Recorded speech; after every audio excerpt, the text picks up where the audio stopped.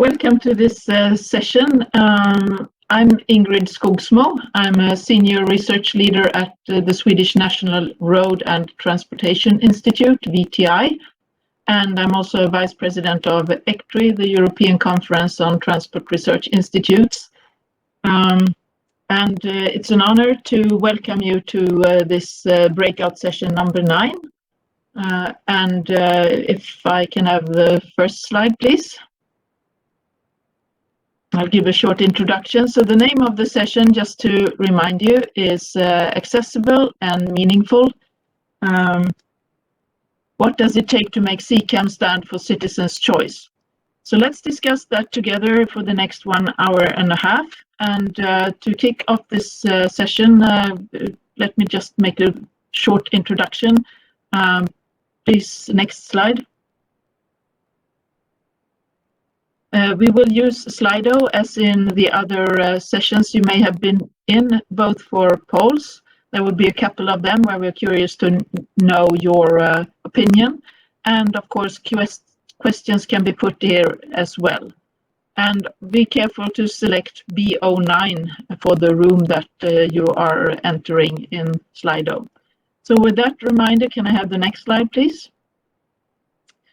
You all know that we have heard about all the benefits that self-driving should be able to bring, or automated vehicles, or CCAM, or whatever. And here are just a couple of them. I stole this slide from the European Parliament, some of the expectations. But if we take the next slide, I think we have also heard throughout today and yesterday and the day before even that the CCAM evolution, really, in order to realize all those desired benefits or impacts, people have to use the CCAM offer, the solutions that are offered. And yeah, they have to accept them, but they probably also have to appreciate them, or it's us really. It's about the people, us and everyone else out there. So the idea in this session, and now we can take the next slide, is that if we make CCAM solutions accessible so that it is possible to join them and to use them, and if they are indeed meaningful, then they have a chance of becoming the citizens' given choice. And if we look at that, it actually is another way of looking at CCAM to stand for citizens' choice, accessible and meaningful. And that is what we will address in this session. When I say we, it's not just me. On the next slide, you will see that we have 5 distinguished panelists that are joining me this afternoon. It is Jordi Ortuño Ribé from Barcelona City Council, Delphine Grandsart from European Passenger Federation, Maria Alonso Raposo from the Joint Research Center, Baike Force from University of Halmstad, and Manon Poté from Mission Publique. And I will introduce them all a little bit better or more when we before each presentation. But we will hear about 5 different aspects to see how we can involve citizens and capture that meaningfulness and accessibility. Next slide, please. I think it's really cool that this is not just something that we talk about here and now, but it is actually also an important part of the CCAM partnership.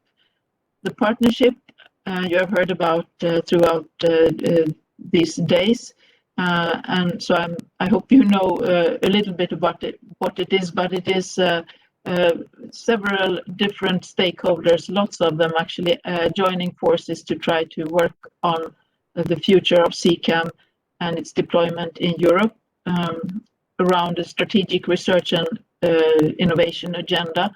And it is very nice to see here that there is one of the 7 working areas that we have in CCAM is indeed devoted to societal aspects and user needs. And it is area number 6, as you can see here, which actually encompasses all the other aspects of CCAM that are addressed by the different clusters. So I have the pleasure of being the cluster leader for this particular cluster 6, and I'm hoping that by this session we can trigger even more interest in this important topic, and also maybe for you who haven't already joined the CCAM partnership to do so. Okay, so societal aspects and user needs are recognized, but if we move to the next slide, the typical roadmaps of what CCAM is about look like this. They have pictures like this, and I should say this is absolutely nothing against a single organization. It is just because there are lots of nice pictures in AirTruck's roadmap, but they are very typical for how we portray normally automated driving.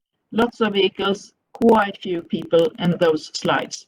So let's see if we, with this session, can get a little bit further ahead to next slide, please, to create an increasing overlap between the technology side and the vehicles that we talk about, and something that makes it also even more meaningful for people. So we actually get a good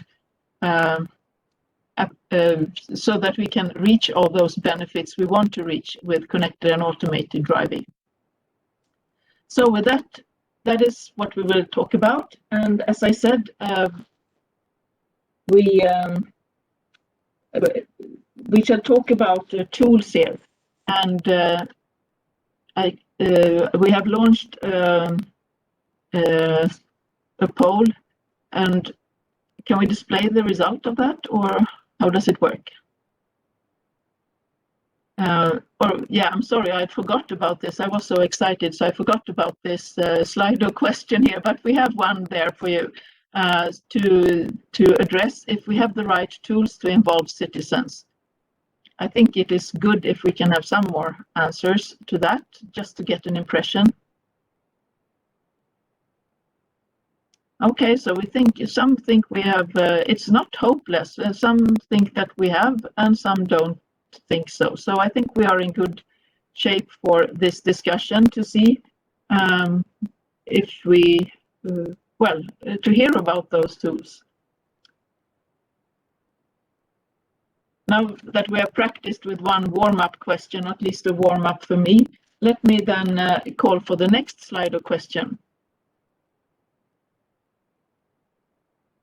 Now we are thinking about a participatory process, which is one tool to involve citizens. So the question is, have you ever taken part in any participatory process? You can answer as we go for the next presentation, because we will address this question a little bit more after the next presentation. So with that, I would like to welcome our first speaker, Jordi Ortuño, Ribé. Jordi has experience from the private sector and from the IT sector. Today he works at the Barcelona City Council, and he is involved in the Innovation Directorate of Municipal Institute of Information Technology. There he is the Innovation Manager of Urban Mobility. So I think that is a perfect starting point to address your presentation, where you will talk about engaging citizens in urban mobility, and in particular the Decidium project. Jordi? Hi, hello, can you hear me?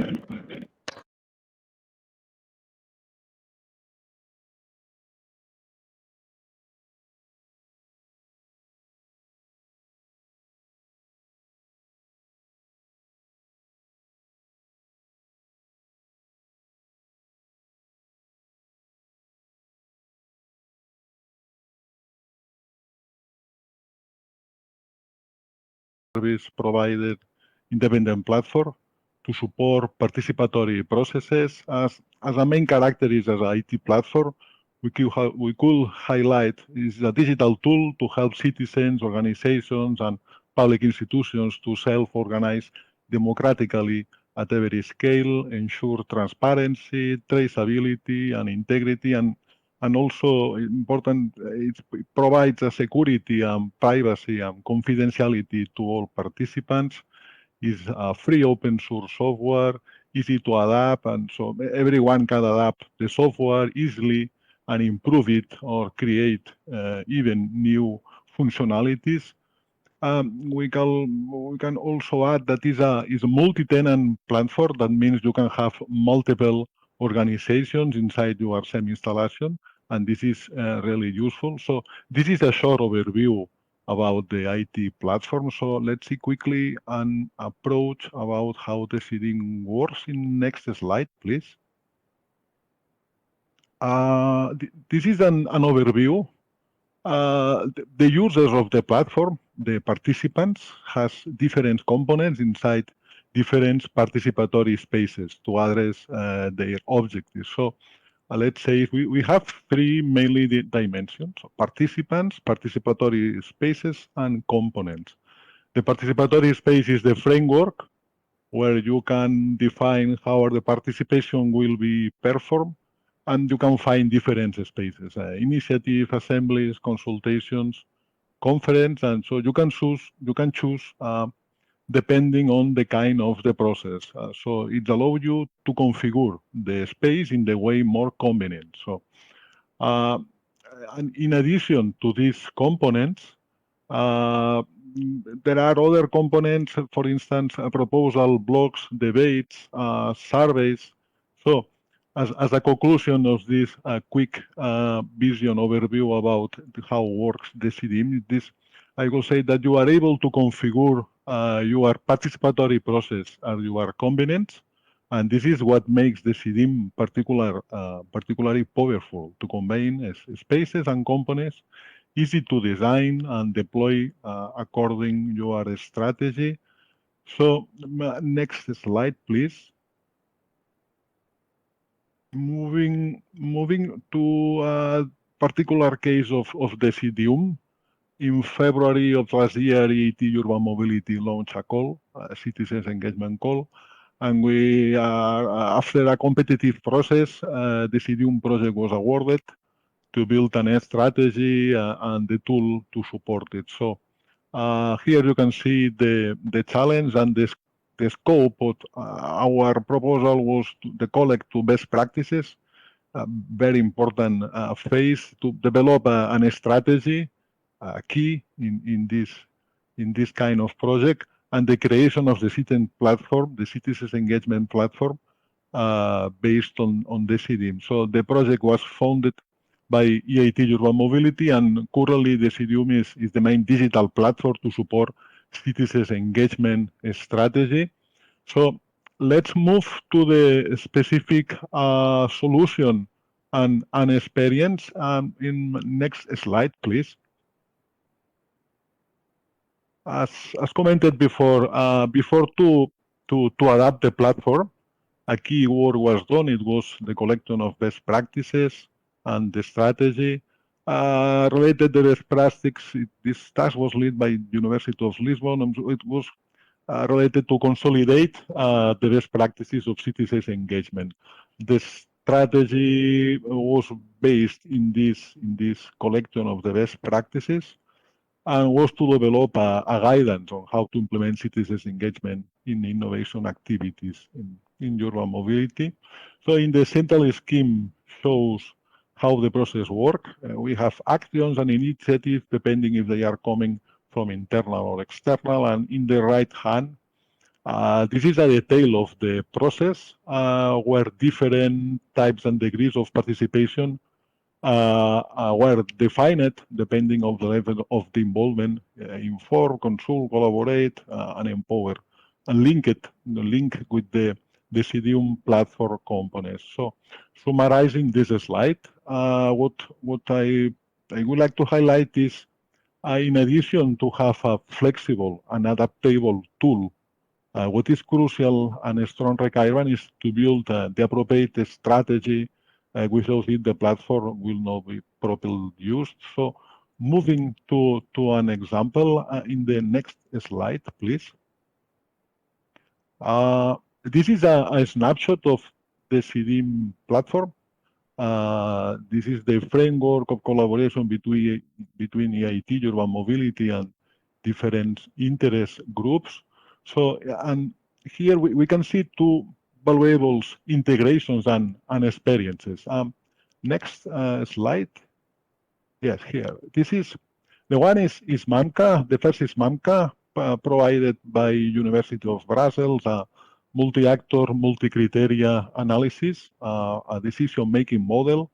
So this is important to say here that it's not only a technical connection, but also a good example of the synergy between two platforms getting a mutual benefit and creating a participative decision process. And the second is by bus, provided by Metropolis Lab. So it's a bus on-demand service for suburban transport and in the areas with low density and flexible demand, as you know. So going deeper, let me share a recent participative process. In the next slide, please. 30 seconds to finish that off, Jordi. Okay, sorry. So the goal was to get users' feedback, ideas, opinion. So to design a participatory process was created with the CDIM. And the participatory process after the convenient configuration. And so to highlight the most important of this use case, in order to engage the user and make easy its participation, a QR were placed in a visible place, so it was easy to participate in this process. I mean, taking into account the participatory process in general takes its time. It is crucial to make easy the access, the participatory process, as well as the process for itself. So I will say the easier the better when you are designing configuration participatory process. So in this case, the participatory process was well accepted by the community, and they have now valuable feedback. And next slide, and ending my presentation. Okay. So this is all from my side. Thank you so much, Jordi. We will take benefit of having you around here in the discussion. We asked the question if the audience has taken part in participatory processes, and what do you say? There is 57% answer yes and 43 no, so it's about half. Are you surprised? Yes, I'm surprised. I will say that it seems that they are divided. No, so despite the fact, so the tools and platform, I will say, have improved notably in the recent years, and we are fairly familiar with them. But maybe seeing these results, I'm really surprised. I think we have to devote efforts and in the processes involving people from the beginning and creating awareness to the citizens, organizations, and so on. So in Barcelona, aware of this, we devoted efforts long ago promoting and deploying the CDIM, and currently there are many processes and consultations that are opened and available for the citizens. So, okay. Well, maybe you have been very successful, and there are more that are that, since we have quite a good. I mean, it's over half, which I think is not bad. It's not stellar, but let's maybe we return to this a little bit later, because we need to move on. The next speaker will be Delphine Grandsart, who is a senior researcher for EPF, the European Passenger Federation. She's specializing in passenger rights, user behavior, and the needs of specific user groups, and has been in several EU research and innovation projects. And now she is in the SHOW project and the INDEMO project about inclusive digital mobility.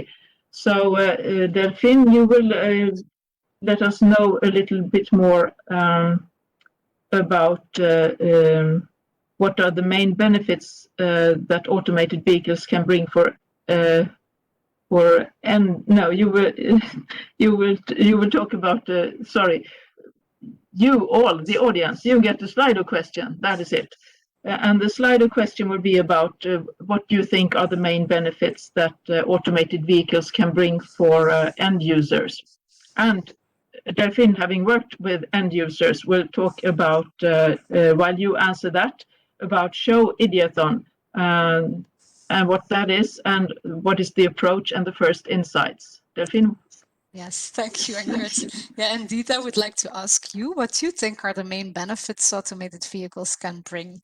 And in the meantime, I will indeed talk a little bit about show and about the ideathon as part of our efforts to engage end users and co-create with them ideas to support our project. Next slide, please. So first of all, let me very quickly introduce show. Well, it's about shared, connected, electrified, automated vehicles in the context of trying to achieve more sustainable urban mobility. And it's quite a big project. As you can see, we have a lot of partners from a lot of countries. Very big demos are planned in 20 cities, and in total we will do 4 years in the project. Now, what will we do? What are the objectives? We can move on to the next slide to show. So, well, we will develop, of course, technological solutions, vehicles, IT support platforms, and so on. And we will do, as I said, real life demos in 20 cities, and these will cover a variety of use cases. It will be about public transport, demand responsive transport, mobility as a service, and even also integrating logistics as a service. And we will also deploy a variety of vehicles going from very large buses to shuttles for persons and goods, and also smaller ones, robot taxis. Next slide, please. So, but that's not all. We also want to engage end users, as I mentioned, and this is where EPF, European Passengers Federation, comes in, because of course this is our focus, and this is also our focus and our contribution to show. We will lead the end user engagement and co-creation activities. So what will we do in this context in show? First of all, there will be user acceptance surveys. Both in the beginning of the pilots, actually even before, and also during them at several iterations. We will also think about how we can incentivize people to start using the service, to encourage them to try it out, taking into account each pilot's local context. And we go further than this as well, and this is what the rest of my presentation will be about. We will also organize ideathons. And basically these are brainstorming sessions with citizens, but also local stakeholders. And we want to really co-create, co-design ideas and also get input on possible barriers and conditions for user acceptance and user market uptake, basically. So important to know is that the results from the ideathon will really feed into the rest of the project. So the best ideas will receive a prize, but we will also move them towards hackathons. So there will be prototypes will be developed of a selection of ideas, and then the ultimate aim is that we will try to integrate them in the pilots in show. So yes, next slide, please. Now talking about our ideathon, we did the first one in January.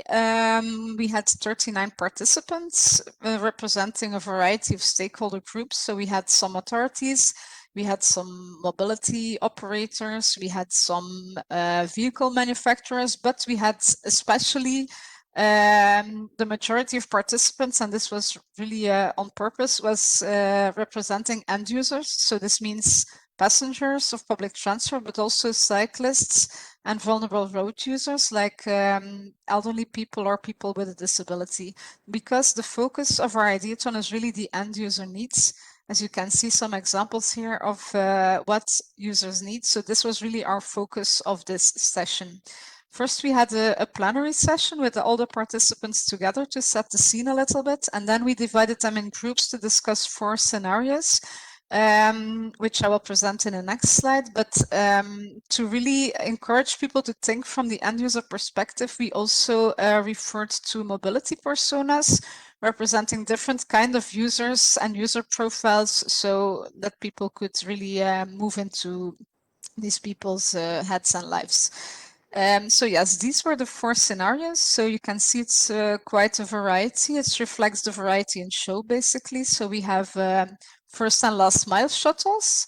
We have really mass transit as well with big buses. Then we have a use case with combined delivery of people and goods as well. And then we also have robo-taxis for shared taxi use, basically. So in each session, we explained further the scenario. I mean, what was the frequency, the speed, number of people involved, and so on. And then we asked participants to really think from the user perspective, what user needs do we need to address, and what could be problems, or what do we need to think about? For example, safety, ease of use, how can we make it more accessible, and so on. And then in the next part of the ideathon, we brought together the ideas gathered in the breakout sessions, and we selected some of them and discussed them in a bit more detail, thinking also about, are they accessible for all types of people, or are some adjustments needed for certain groups? Are there any potential improvements that you see? Any barriers? Is it easy to use for all people, or how can we integrate some more things in it? Next slide, please. So, well, I don't have the time to present all the ideas in detail. Just one example, maybe. A topic that came up a lot is safety. So we talked about how can we increase people's safety, perceived safety also, but of course also real safety. And one of the things that was mentioned a lot is like, okay, we miss human assistance, and sometimes it is needed. And this is why one of the solutions that we selected for further use and show is that we would have surveillance on board of the vehicle, but also complemented by some kind of human assistance that is standby. So in case it is needed, a person can come and give help. Another thing that's a barrier sometimes is being unfamiliar with how the system works, and a solution that we found for this is to have, for example, a tutorial film on board. And we have some more examples, but yeah, as I said, I can't go through them all right now, so we can move to the next slide to round off. So important to know is what will happen next. Right now we are finalizing the assessment phase, so determining the final criteria that we will use, and finalizing this whole process, and then the best ideas in terms of potential for improving user experience, and also in terms of potential for the project, because we want to be able to deploy them in real life if possible. So the best ideas in this sense will be taken forward to the hackathons, and we plan to have a first one in October.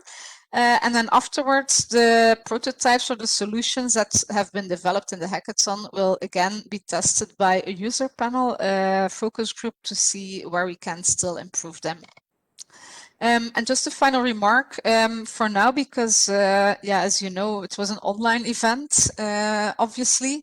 For the next ones, we hope to have it in real life. And we also plan to involve more end users really at the different local sites, because at that point also the show pilots will be going to the next stage, so we can really focus on the concrete results. That's it from my side. If you need any more info, of course, follow the project on our website, newsletter, or social media. Thank you, Delphine. That's good. Then we know what the ideathon is, and especially in the show context. Can we just see what happened with our Slido question here? If what the words that come up most here with the benefit for end users? Any reflection? Delphine, on this? Yeah, it's clear that safety again is an important element, but also comfort and indeed inclusion and accessibility. We really need to think about how automation can benefit everyone, and especially vulnerable groups. It's very important indeed. Yeah. Yeah, it's interesting to see this alignment on safety. Actually, that's maybe not. This is also, we did some research already on user needs and show, mainly based on desk research, but we will also do a very large scale survey. And safety, indeed, it's the top priority. And of course, there are other things as well, like comfort, reliability, cost, accessibility, but safety, it's a major concern. So this is confirmed again. Okay, thank you. We'll get back to you later on as well. And now let's launch next question here. It is about, you see, it's a yes or no question. If you think citizens, policymakers, industry share the same view on connected and automated vehicles. And while you're at Slido, please put your questions to the panel there, because that is where we will pick them up. This subject about industry, policymakers, citizens is something that we may hear more about from Maria Alonso Raposo from JRC, the Joint Research Center of the European Commission, located in Ispra in Italy. Maria will talk next, and the main focus of her work in Ispra is to look at societal and economic implications of CCAM. Maria is responsible for the scientific activities of JRC, and JRC, in particular JRC's Future Mobility Solutions Living Lab. So I guess we will learn more about Living Lab. Welcome, Maria. Thank you very much, Ingrid. So it's a big honor to be part of this panel and to talk to you about how we are co-creating CCAM solutions using Living Labs. So I can start with the next slide already by saying that mobility is central for our economy and our society. But we also know that it comes posing unacceptable burdens to it, so be it in the form of road accidents, congestion, pollution, climate change. And we can see a clear consequence of our car-centered mobility in congestion, where productivity losses have been estimated to reach about 1% of the EU's gross domestic product, and could even reach 2% if we consider highly urbanized regions. So next slide, please. So normally, new transport technologies like CCAM and related policies are offered as a solution. But often what happens is that these solutions are developed without accounting for the real needs of citizens or their expectations. So if we refer to a recent Eurobarometer that was launched on the topic of connected and automated vehicles, we can see that a majority of the European citizens declare not to be ready to use connected and automated vehicles, and even a higher amount of them stated they would not feel comfortable traveling in one without any human supervision. So indeed, what we can see is that these more negative attitudes towards these vehicles is confronted with a more positive discourse that we can find in policy documents or documents coming from other key players that normally emphasize the benefits these technologies could bring. So we need to acknowledge as well that the impacts that CCAM and future mobility technologies can have are far-reaching and complex, and that we cannot fully understand these impacts without experimenting first the technologies in real-life settings. If you go to the next slide, please. We pose a question. So what if we could engage citizens in co-creating CCAM and the future mobility by making use of real-life living lab environments? So if we refer to the European Green Deal, we see a reference there saying that game-changing policies will only work or can only work if citizens are fully involved in designing them, and a reference to the involvement and commitment of public and all stakeholders if we want the European Green Deal to succeed. Next slide, please. So with this purpose in mind, we implemented the Future Mobility Solutions Living Lab at the heart of the European Commission Joint Research Center, and in particular in its site located in the town of Ispra, north of Italy, which is actually offering a city-like environment with 36 kilometers of internal roads and hosting more than 2,000 people, including staff and visitors with real daily needs. And there are multiple objectives, but I can mention that with the Living Lab, what we are aiming for is to use the Living Lab as a tool to support citizen-centered policy design. At the same time, we aim to support startups and SMEs in their development, and more precisely in the co-design and development and testing of their future mobility solutions. And for these, we publish a call for expressions of interest, so opening up our research infrastructure and our Living Labs, our expertise as well, being offered to those external entities that would like to make use of the Living Lab approach and could create smart city solutions in the area of mobility and energy. And there is a third objective. There is also to support the strategy of the JRC for 2030, by which we aim at transforming our sites into smart, open, efficient, and sustainable environments. If you go to the next slide, please, we can see how we have put this in practice. So we started by applying the Living Lab integrative process and launching a mobility survey targeting JRC's ISPRA staff population to understand the mobility practices, what are the needs and problems, and especially looking at what was the situation pre-COVID and then also the expected one post-pandemic. In particular, looking at commuting practices, the mobility on site, and also looking at business trips. And we could learn through this survey that more than 75% of the respondents make use of their private car to reach, to commute. And for a variety of reasons, but also because there is a lack of alternatives. And we also saw that they expect to keep on using the private car afterwards, but also that they are open to embrace more sustainable forms of mobility, like walking, cycling, or also carpooling with friends or family members. And we could also gain valuable insights about their willingness to use some of the Living Lab applications we were planning to test in the future as part of the CCAM field. And in particular, a majority of the respondents would like to use an automated delivery service, and mostly for lunch delivery. And we could also see that 53% of them would like to use an autonomous shuttle on site, of which around 70% of them would like to use it at least once per week. So if you go to the next slide, we can see how we continued by engaging more than 70 citizens in focus group discussions. So we wanted to understand their expectations and concerns about connected and automated vehicles. And we did this in an international setting. So citizens were coming from different countries, and we collaborated with the German Aerospace Center and with the University of Cantabria in Spain, and had the support as well of the WISAC Cost Action community.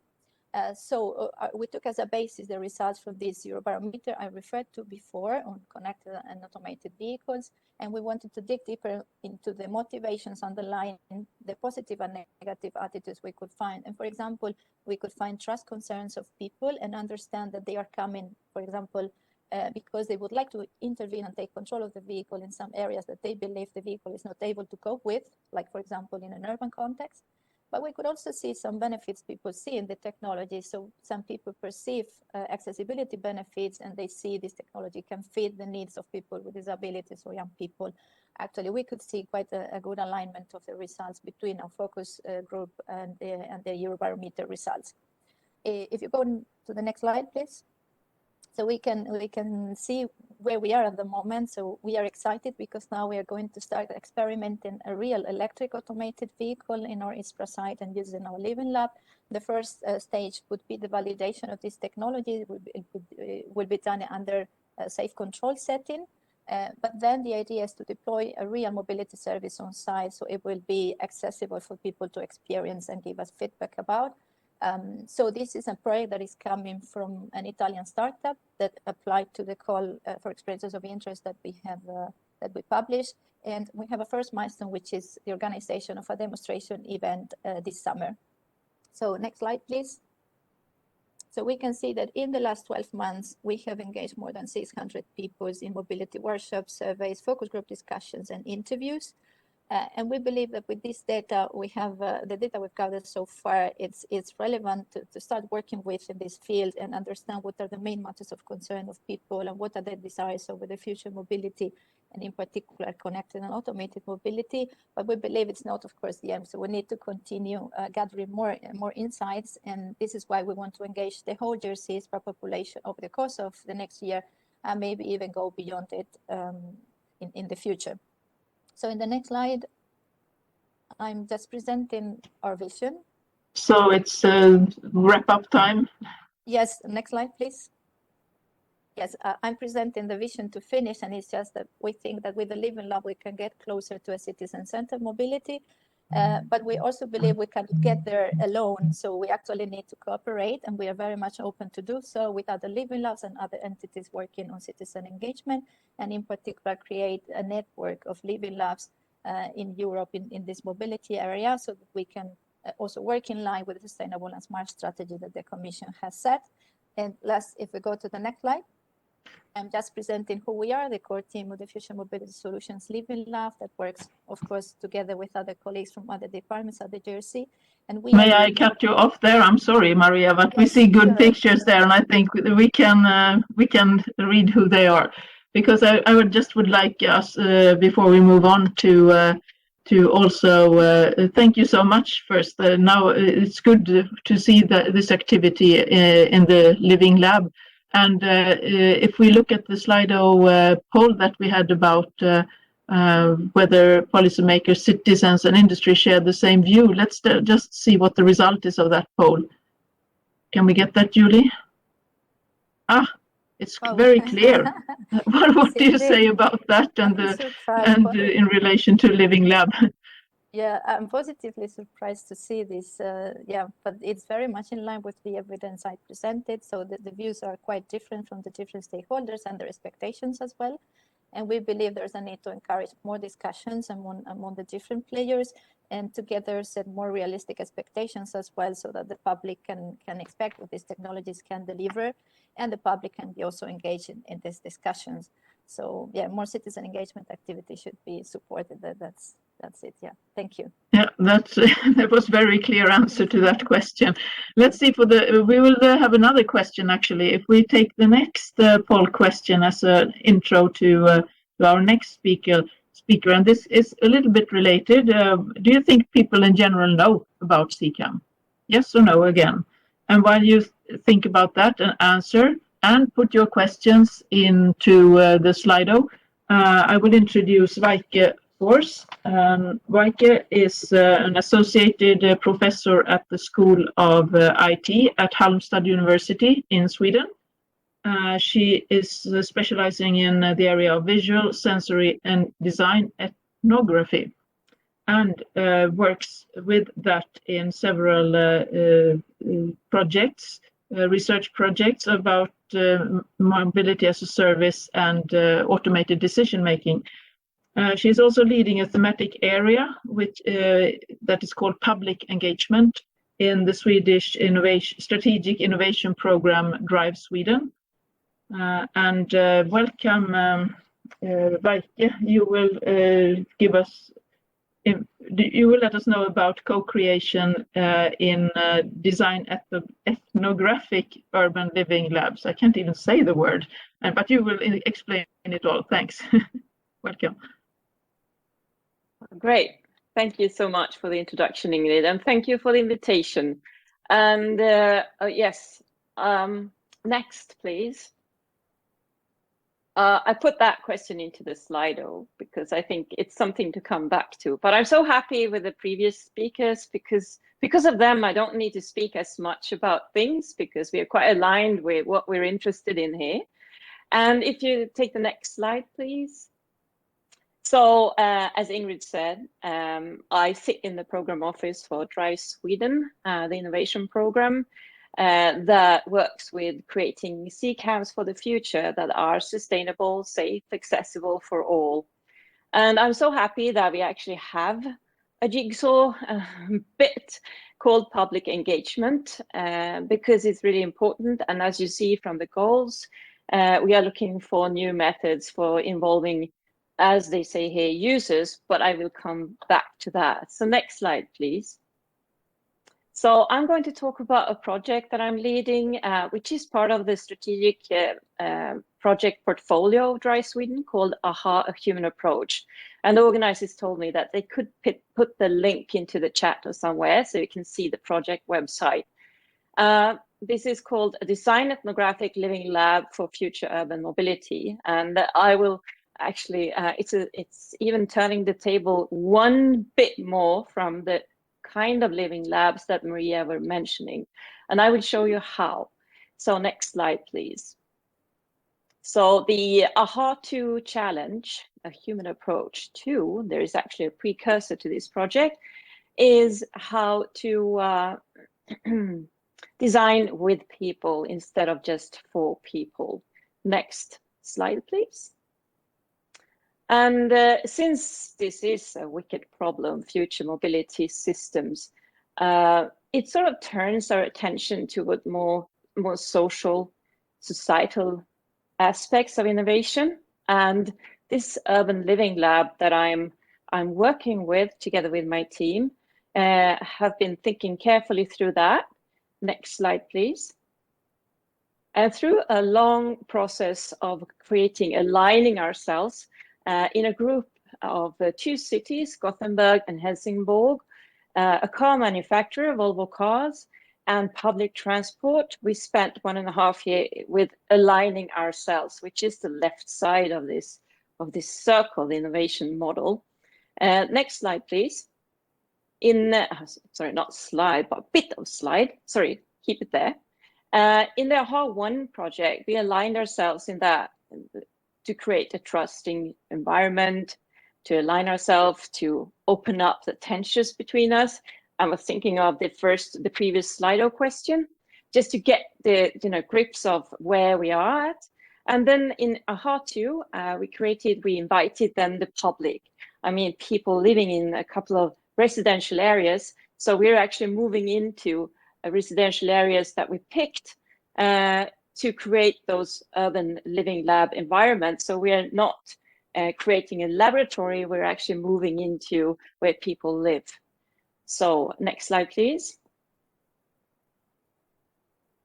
Right. So this is the team, and there are the members of the team. Next slide, please. So these 2 areas, one in Helsingborg and one in Gothenburg, we picked them out according to a logic to find people who are normally not asked about these kind of innovations or technology developments. So in Helsingborg, we have an area which is mainly populated with people born outside of Sweden. And it is part of a city, but in need of integration, if I say so. More of a low income area with big shops around it, but with a strong social community. The other area in Gothenburg, which is on the lower part of the picture, is more a peri-urban area, right on the border of big city of Gothenburg. There are 3 old villages that are connected through a big road. Okay, so quite different, but as it seems a bit similar too. Okay, next slide, please. So step 1 in the project was to getting to know the people. And we've used ethnographic methods, participant observations, hanging around in the communities, creating also connections with the local stakeholders, and see what are people actually doing at the moment? What are the local knowledge they carry? What are the local values they have? And not only focusing on needs. And step 2 will then to use that knowledge and those insights into prototyping, both new technologies, but also urban planning tools and different kind of future scenario thinking. The next slide, please. So this is our model where we actually started with knowledge about the people that we produced together with the people, engaging them in the questions at the same time while we were sort of investigating what's happening.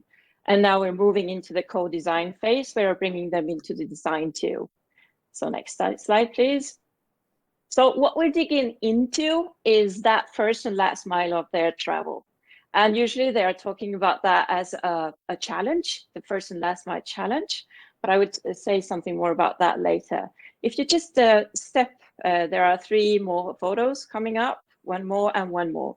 So usually what we see in Dry Sweden, we have projects, great projects, but they tend to be like, how do we populate the last and first mile challenge? And sorry, first and last mile first and last mile of people's travel with technology solutions to create it, to make it more efficient and smooth.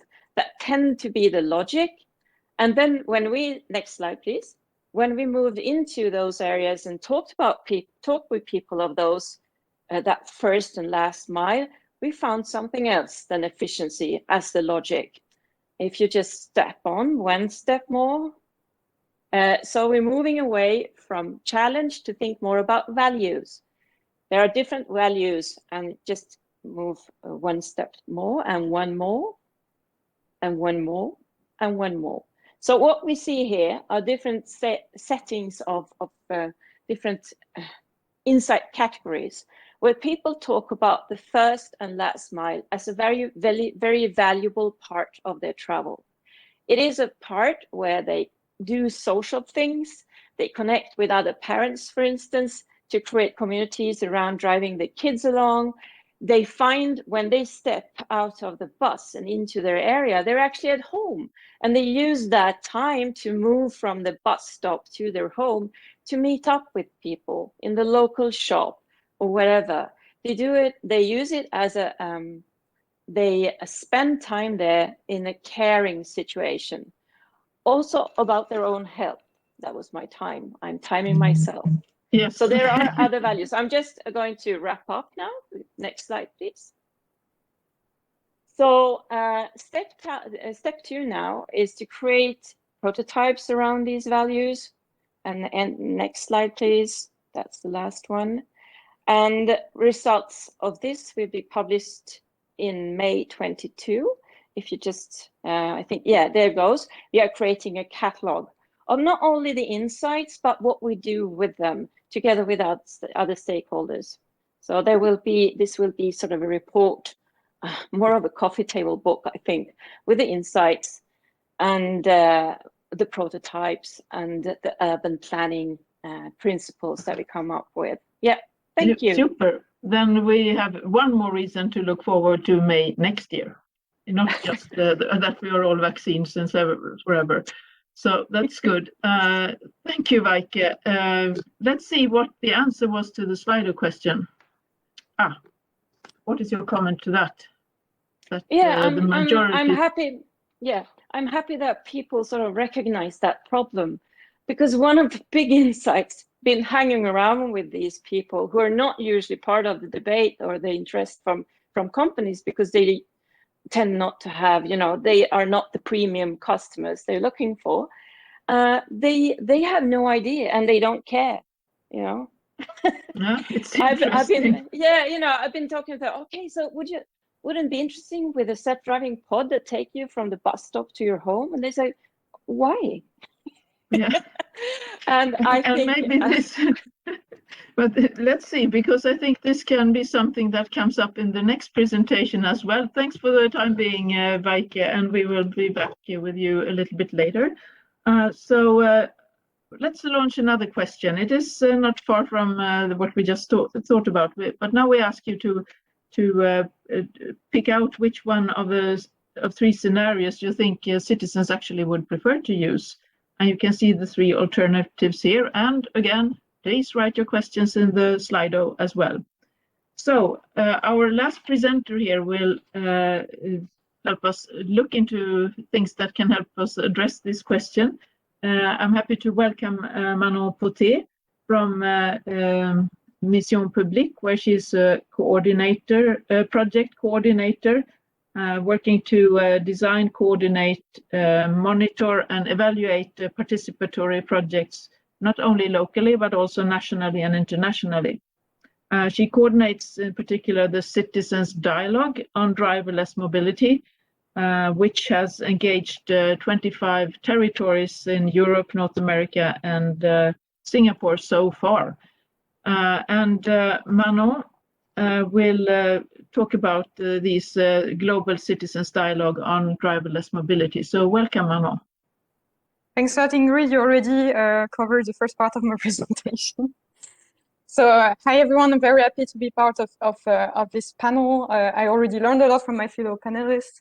I'm working at Mission Publique, so we are an agency specialized in citizen participation and deliberation, based in Paris and Berlin. So today I'm going to talk about, as Ingrid just mentioned, our international citizens dialogue on driverless mobility, and especially the main lessons we learned from the future there. So next slide, please. So first, what is the citizens dialogue on driverless mobility? So as Ingrid just said, we launched this project in 2018, and between 2019 and 2020, we covered 25 cities and territories, mostly in Europe, but also in North America, Canada, the US, and also Singapore. Thanks to our great a coalition of private and public partners. I'm not going to mention them all because there are a lot, but of course, they were a backbone of this process. And all in all, we involved more than 2,500 citizens that were brought together for one day in this 25 cities to discuss the future of mobility, and especially the arrival, of driverless mobility. So next slide, please. I put a few pictures of some of our dialogues so you can have a more extensive idea of how it looked like. So as you can see, people are exchanging in small groups. So most of the days they are really deliberating in this small group. It's a very important feature of the citizens dialogue. Next slide, please. Yes, so just to go a bit deeper in what are actually the citizens dialogue, I wanted to give you a key feature and what are the keys for a successful citizens dialogue. So first, this dialogue rely on deliberative methods. So it's very important that we use those methods to actually not only get quantitative data, but also qualitative data, and to actually have argumentation. So what we are interested for is actually the argumentation of citizens. So we have, in the end, their argumentative point of view, whether it's individually or a collective point of view. Yeah, so that's maybe the main difference between pool and citizens deliberation. Second, very important feature is the diversity of participants. We talk about it also in the previous presentation. So as much as possible, so we had around 100 citizens in each room of these 25 dialogues, and around 100, so sometimes a bit less, sometimes a bit more. But what was important in the recruitment is that we really paid attention to have people from all ages, from all socioeconomic backgrounds, also from all geographical areas in the room, so we can get a point of view that is as diversified as possible. Then another important feature is that this dialogue is an informed dialogue. It means that we gave participants information background on, for instance, what scenarios would be possible for the deployment of driverless mobility related to the question we just asked you. What are the different levels of automation, etc. So they can really rely on this information before they start exchanging. So it's, in a way, we call it an enlightened, we gather enlightened point of view from citizens. And the last important feature, I'm going to go quickly on this. This dialogue really allows us to have global comparison because in all these 25 cities all around the world, citizens were following the same deliberative path. So they really answered the same questions, work on the same, according to the same method, but we also had local encourage. So it was super important for us to work with municipalities, and also that we had one session in each dialogue that was dedicated to local issues. So yes, that's the most important feature I wanted to mention. Next slide, please. Yeah, so some key results of the Global Citizens Dialogue. So as you can imagine, we have a lot of material, so I'm not going to be able to go through all the results, but just to give you a snapshot of it. Next slide, please. Yes, so that's actually quite funny, because when we ask you the question of what do you think would be the main benefits of CCAM, we had a lot of similar answers from you. So just to give you a bit of impression of what was the perception of participants when we asked them about their hopes and concerns about driverless mobility. So as you can see, we have, this is in 4 different languages, but we have the very similar answers are around safety, accessibility, also saving times in transportation. But we also have, next slide, please. A lot of concerns that are actually, some of them are the same. Strangely, for instance, safety and security is both seen as a concern and a hope for the future of mobility with the deployment of driverless mobility. But we also have a lot of concern relating to cost and economic accessibility of these new vehicles and this technological deployment, and also related to safety, also the issue of hacking and the issue of congestion. This is the most important concerns that are expressed by citizens. And next slide, please.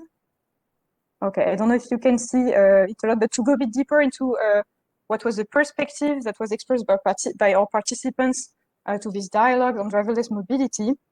So participants were quite cautious about the benefits of driverless mobility. So in a way, they do not reject automation in mobility at all, but they do reject the idea that we will develop new technologies in mobility without a societal purpose. So technology for the sake of it is not interesting for them, but it must, so basically automated vehicles must not be additional road users, but they must answer to societal needs.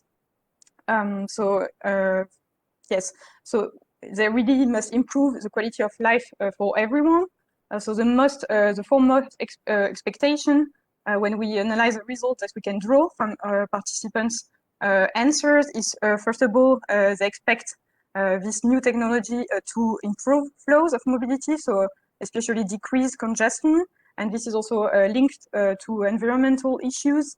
So this is the first big expectation. Then the second expectation is to this new mobility services must be accessible and inclusive.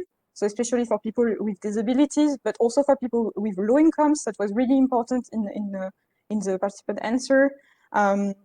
Third expectation is for especially public authorities to really control the impact.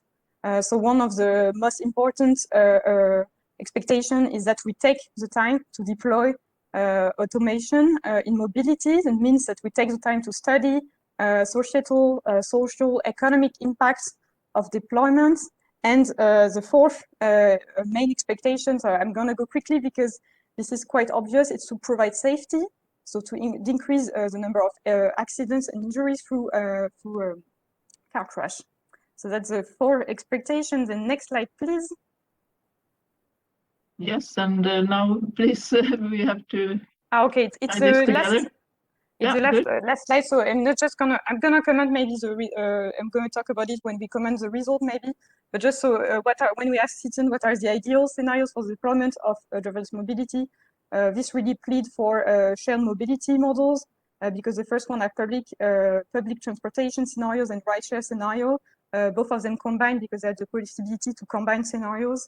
So I'm going to maybe comment further when I see your answers, but just the next slide, just to give you, if you want to check more about the project, can you share the next slide, the last slide? Okay, great. You can go check our website, themobilitydebate.net, and you can, of course, write me if you have any question. I would be happy to answer. So that's it for me. Thanks, Ingrid. Okay, thanks a lot, Manon. That you made the segue to the question yourself very nice here. So let's see the answer here from the poll from the Slido. Yes, I see you. Yeah, I see it. Yeah, you see it? I only see parts of it. So I see that when you were asked about what citizen actually ideal scenarios are, I see most of you answered also public transport scenario, then rideshare scenario, and the last one with 19% is individual old automated vehicle. So actually, maybe if you had the possibility to combine scenarios, you would have a very similar answer that what Citizen actually answered. So this is one of the most important, the scenarios question result from our dialogue is that we have a strong hope that this the deployment of these new technologies will allow more shared mobility systems that are based on public transport, rideshare, and individually owned is actually really low in the answer, and mostly when we look a bit deeper, for Europeans, the share model is actually the very widely the desirable scenario. Okay, thanks. Thank you all presenters, and let's kick off the panel. We are now, if we take all 5 of us here, or 5 speakers, if we can bring them up somehow, very good. I think we have gotten 5 different views of how to involve the citizens or the public at large, and just be curious to hear if you see any synergies between your different ways of engaging with the citizens. For example, Delphine, do you see any synergies? Yeah, of course, and I do welcome that there are so many different tools indeed emerging to include citizens in the whole process, because basically, I mean, it's important for any kind of service or product to involve users in the development to make sure that it really answers to their needs. So the same is absolutely true for transport, and I think it also shows the different stories that we heard, that users should be involved at all stages of development. So from the concept phase, but also in the implementation when it gets more practical. And so I would like to add also that it's not only about ideas, but also about experiencing the service, and then experiencing it is also necessary to be able to learn how to use it and to give practical feedback on it, and to also gain some positive experience in it, and which will lead to higher acceptance and also more willingness to use it in the future. Because if it's not known and unfamiliar, then there's more reluctance as well to give it a try.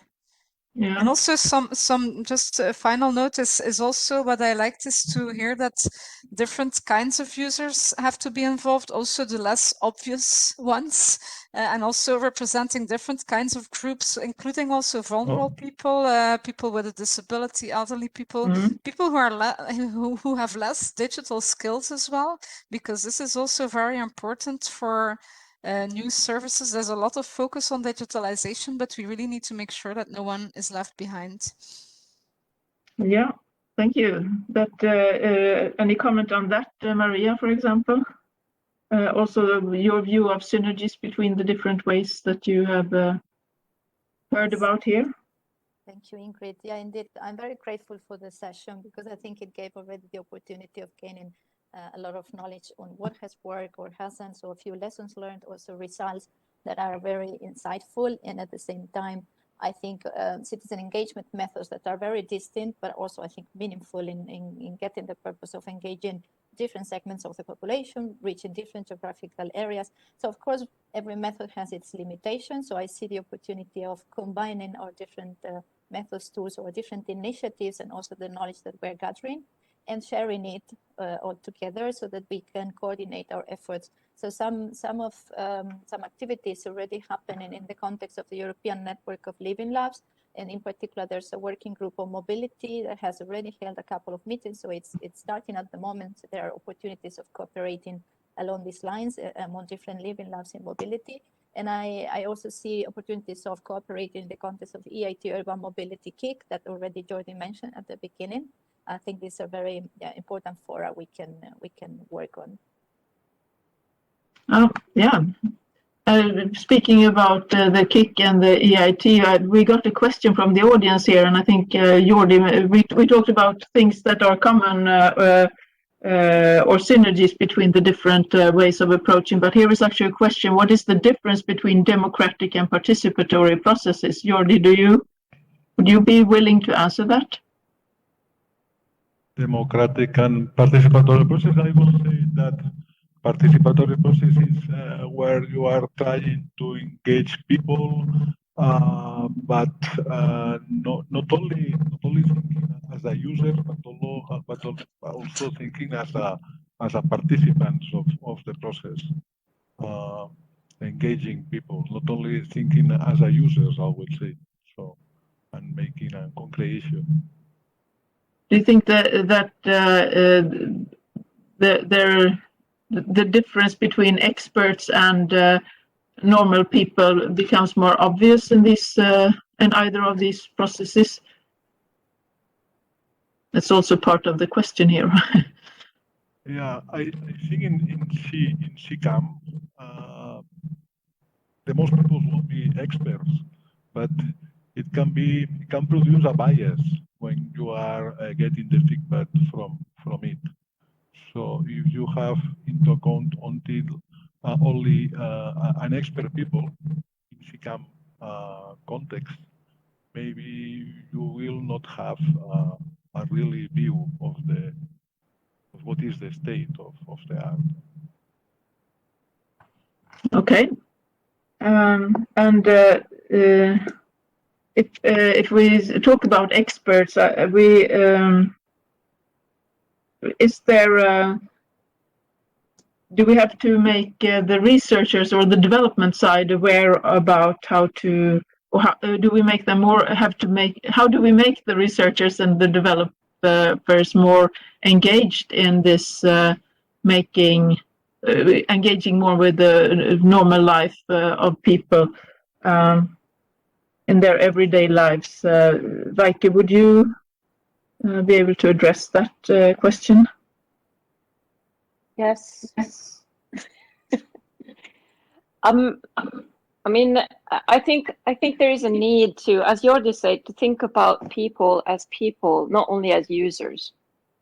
And I think that is also part of both democratic processes and participatory processes, as the question mentioned. Because if we tend to think about people as users, we get into a bit of a lingo that is concerned with the tech development in industry. And if we think about people as citizens, then we are more inclined to think about the societal goals. So if we think about people as people, we can bring those stakeholders together into a platform where we can share a language. And when you do that, you also engage in more than just the person engaging with a technology device or a car or whatever it is. You are engaging with, I heard Jack Stilgoe said in the previous session that these technologies, they are not meaningfully exist yet, because that happens in the use of it, and not only in the exact interaction, but when they're put into the everyday life. And that is actually where I think innovation happens. So to make the different stakeholders to understand that this mindset shift and to think of people as more than users or citizens, but actually people living their lives and they're, caring for their, for making it, like a viable situation. Then we also start to engage with, how to be part of that. That's, I think, one way to think about how to make, there's a mindset shift that needs to be sort of in place.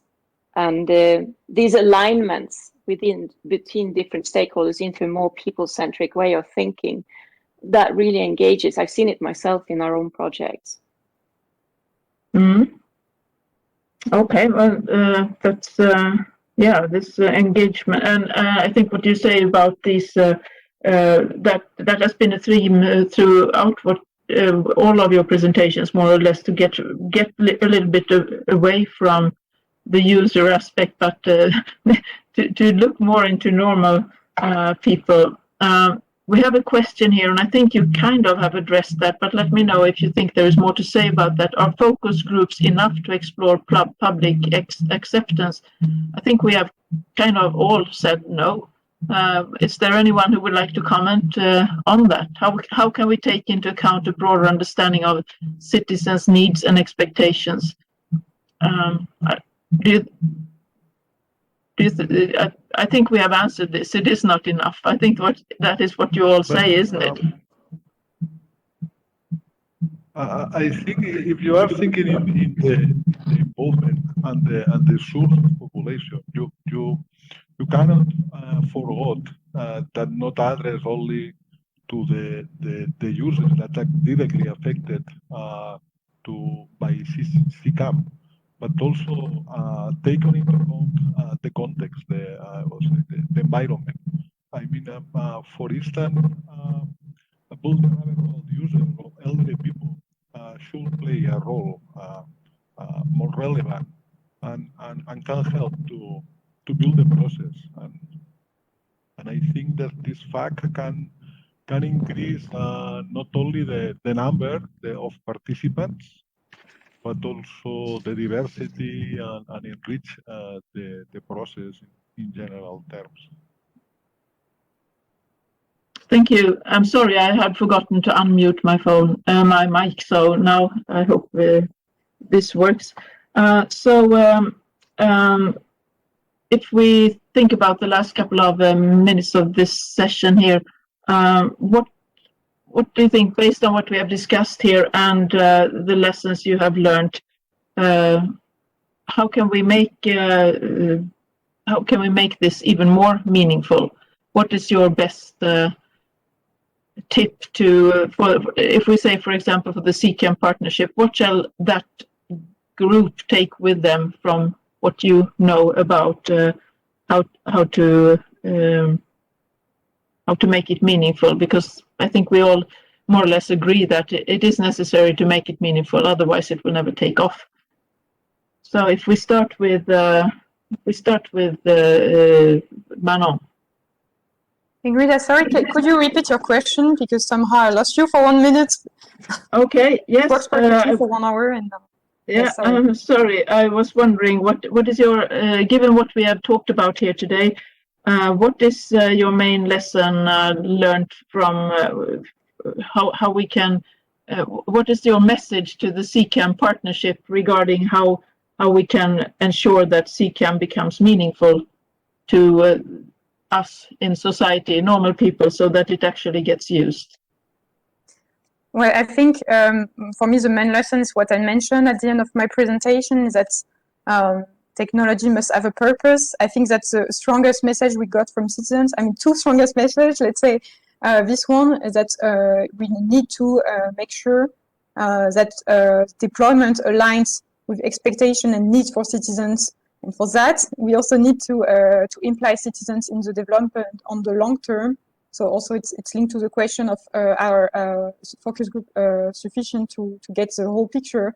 Of course not. It's a long-term thing. It's not what we did at with our citizens dialogue. It was 1 day, but I think one of the strongest messages also that participants want to go further. They want to be involved in the development. They want to make sure it fits to their needs.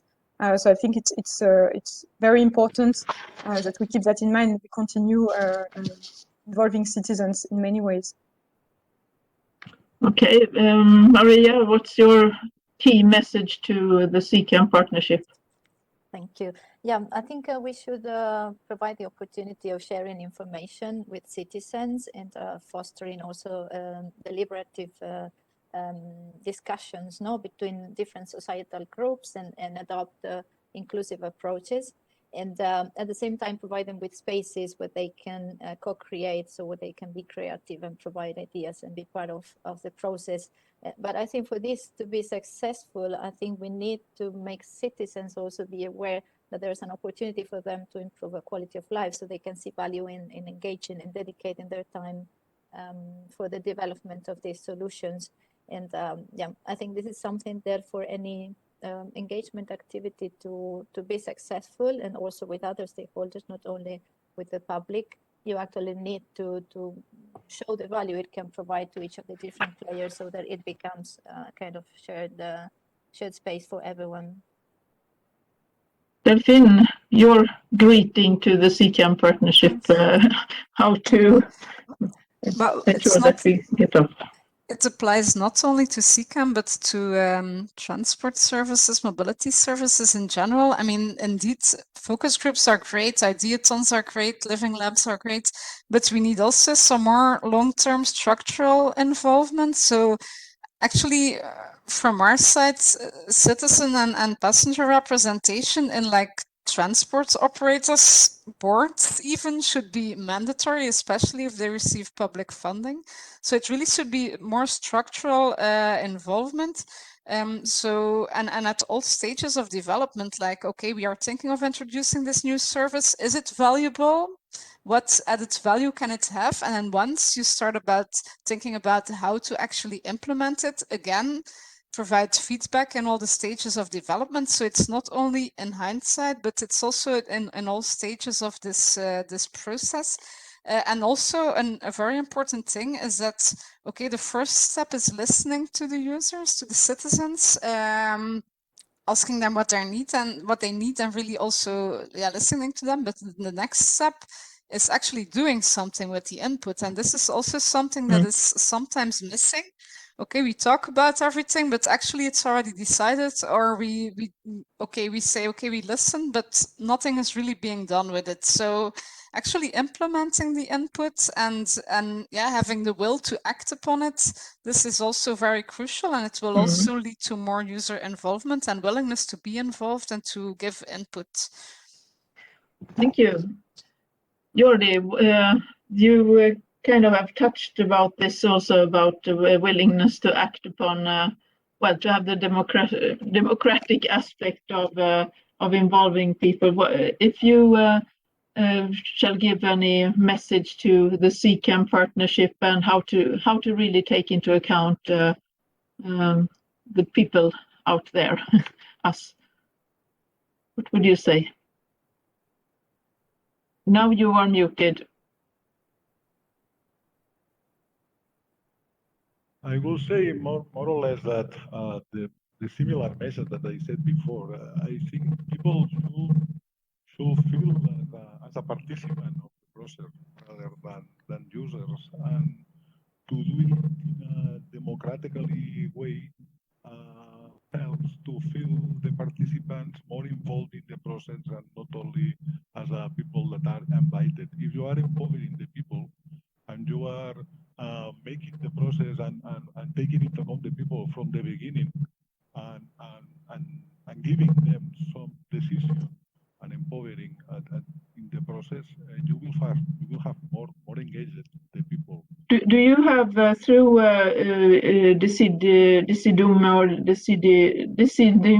Decidium any mechanism for this implementation that Delphine was talking about? How you act upon the views?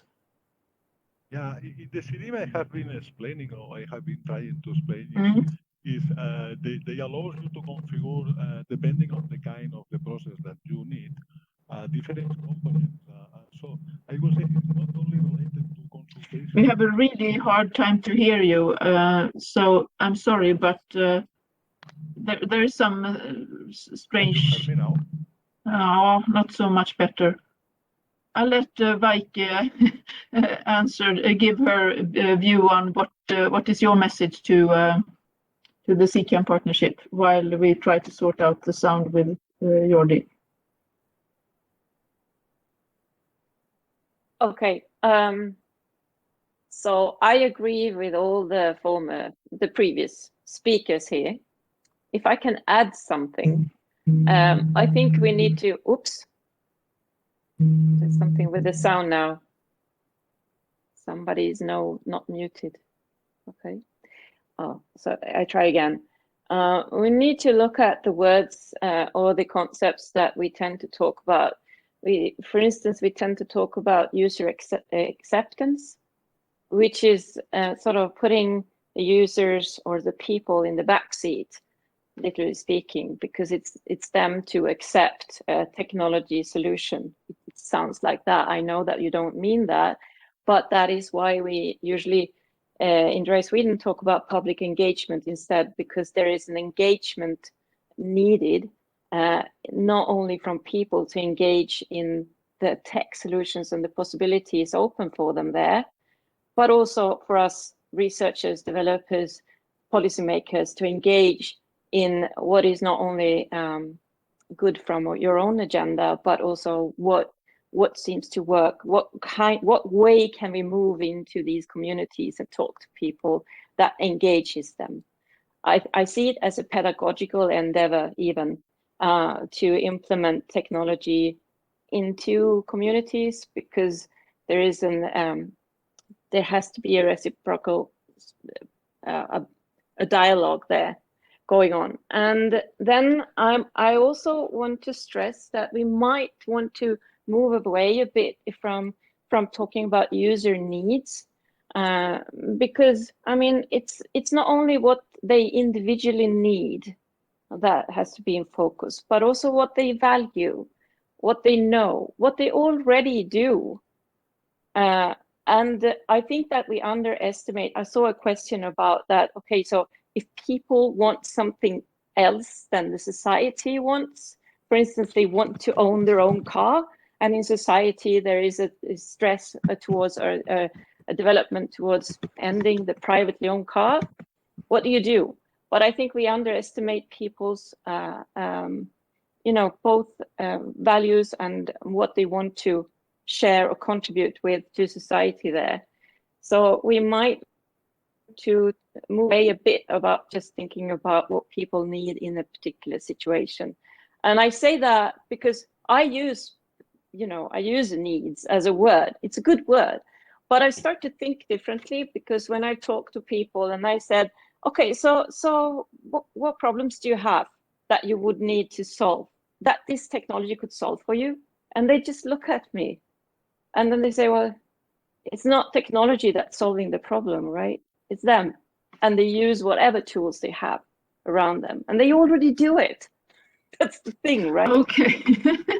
Yes, I think this is a good way of ending our discussion, because unfortunately I would have loved that we were in a room, that we could have talked to all of you live, and that we would continue all through the night, because I think this is a very interesting topic. We have you have given 5 different views that still are not that different. I think we all agree that it is very important to move from a consumerist view of these users out there to sort of think about how we can really encompass the true persons that we are in society, and to see how we make it meaningful for them. And we have got lots of good ideas for that. I appreciate a lot that I've had 5 very interesting panelists in this panel, so I would like to thank all 5 of you very much. I'm sorry I had to cut every one of you off at one stage or the other, but I hope you still think you were made somewhat justice. There is much more to learn on all these 5 areas that you have presented, and I welcome you all to explore that, and also to engage with the CCAM partnership, those who aren't already there, because I think this is very good that we have one cluster that will talk about societal true needs. And I would also like to thank the co-organizers of this session, which are Henriette Cornet. She has also handled the Q&A in the Slido. Would like to thank Stefan Dreher, who was the co-organizer as well, and all of you from this team who works on the technology regarding how to make this session work, where we are the users, and it kind of worked out well. So thanks for that. I wish you all a very good end of this conference. Hang on, we have 2 more sessions, I believe, and looking forward to continue to work on this important topic together with you all. Thank you.